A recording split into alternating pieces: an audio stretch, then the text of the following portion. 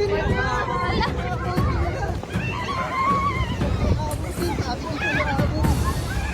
si Lola Pining! Hala, oh my God! Si Lola Pining!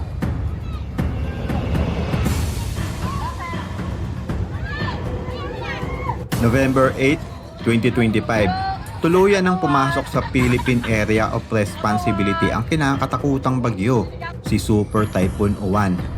Sa isang video na in-upload ng US Air Force, makikita ang nakakapanghilakbot na laki ng mata ng bagyo, tila isang halimaw na papalapit sa bansa. Pagsapit ng November 9, halos zero visibility na sa ilang bahagi ng Catanduanes dahil sa malalakas na bugso ng hangin at torrential rain na dala ng bagyo. Itinaas na sa signal number 5 ang buong lalawigan, ang pinakamataas na babala mula sa Pag-asa.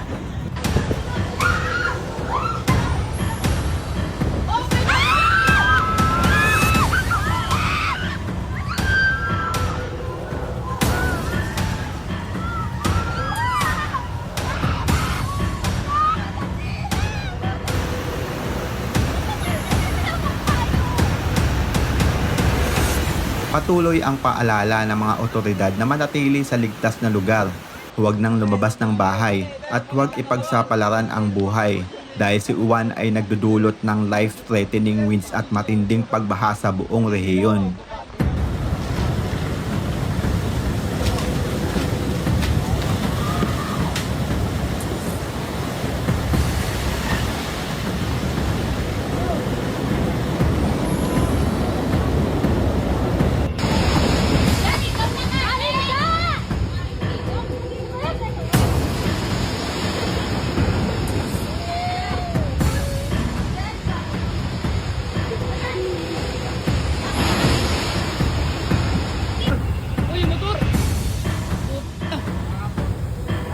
Guys, nabot yung mga motor oh. Ala, yan na. Ala. Biglang kumabot. Ay, motor oh, tumamba. Maririnig sa video ang lakas ng ungol ng hangin.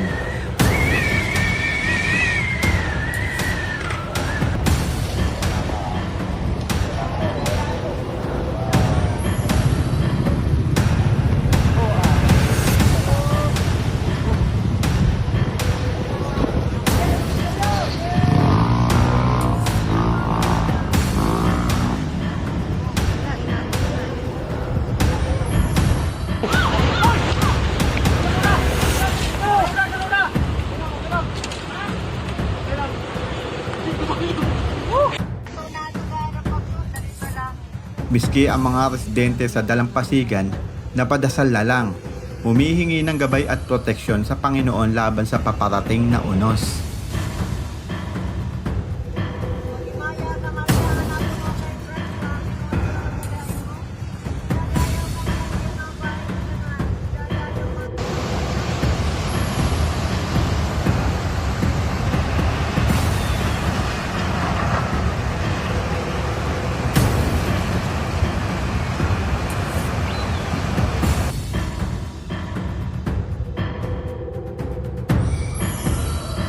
Minsan sa panahon ng kalamidad, ang ating mga alagang hayop ang tunay na bayani.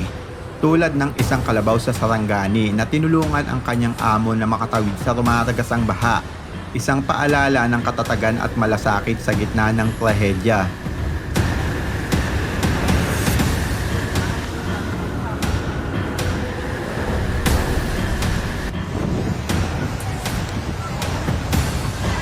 Uy, dapat yung bata! Ayun! Oh my God! Sa gitna ng unos, may mga Pilipinong patuloy na lumalaban. Sa Liloan, Cebu, isang pamilya ang nagpakita ng kakaibang diskarte. Sa bubong na sila nagluto at nagsalo-salo upang manatiling ligtas at magkasama.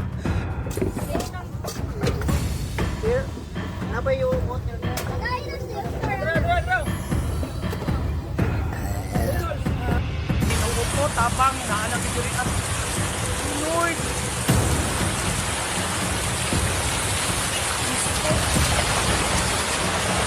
Sulot na din sa balay.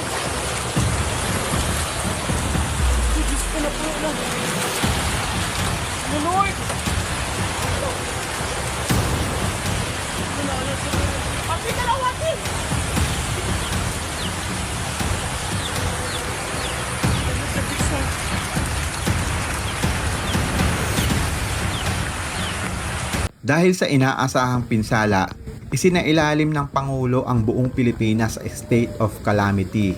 Ayon sa mga eksperto, si Bagyong Uwan ang posibleng pinakamalakas na bagyo na tatama sa kalupaan ng Pilipinas ngayong 2025.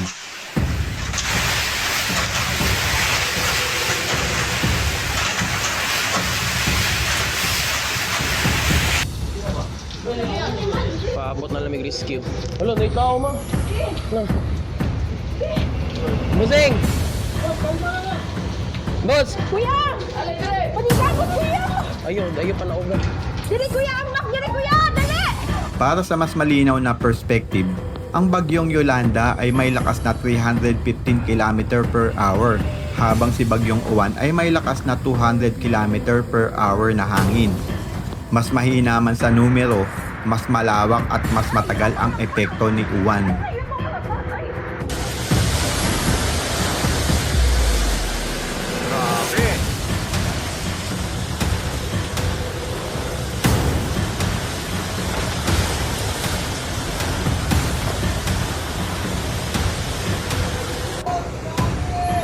Yan o, Jay! Ang laki o! Yung kasunod! O, Dave! Bilis! Tapos doon! Ay, nakabahay!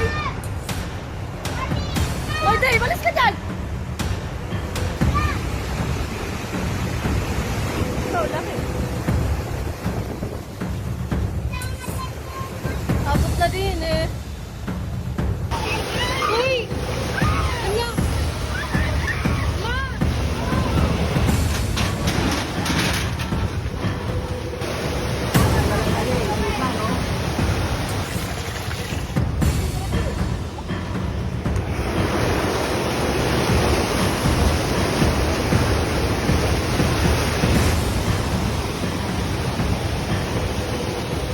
Asa si Kuya mo eh? Asa si Kuya mo ko? Ayun, ako si Kuya. Wow, si Kuya ba?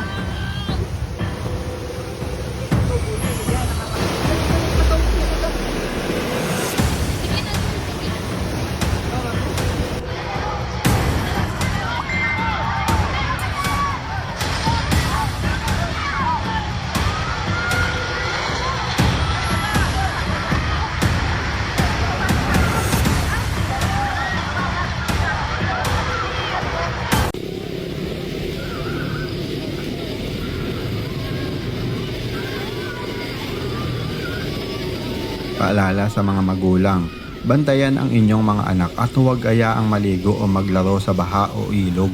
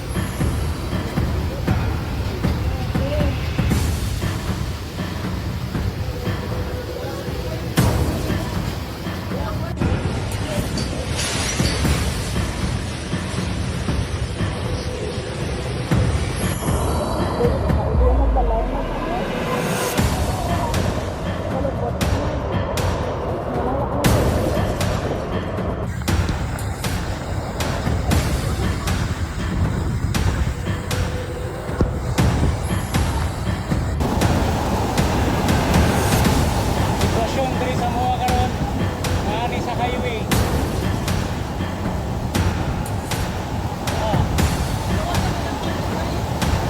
Namin sa second floor, evacuate na sa mga, evacuate na sa mga.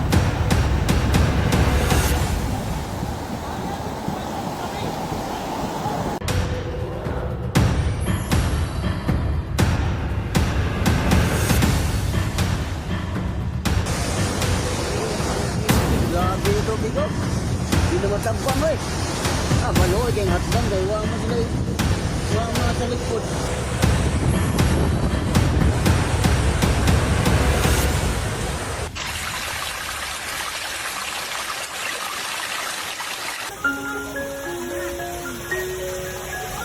Sa gitna ng sunod-sunod na kalamidad na tumama sa ating bansa, marami sa atin ang pagod na pagod sa takot.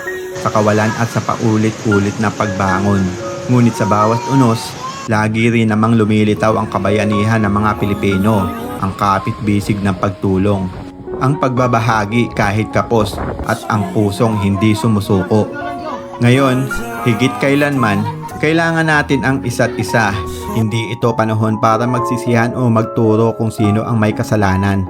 Ito ang panahon para magdamayan, magtiwala at magtulungan dahil ang tunay na lakas ng Pilipino ay hindi nasusukat sa dami ng unos na dumaan, kundi sa dami ng beses na nagkaisa tayo para muling bumangon.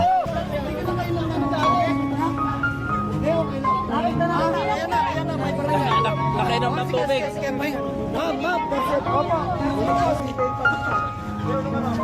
Galing lumakay.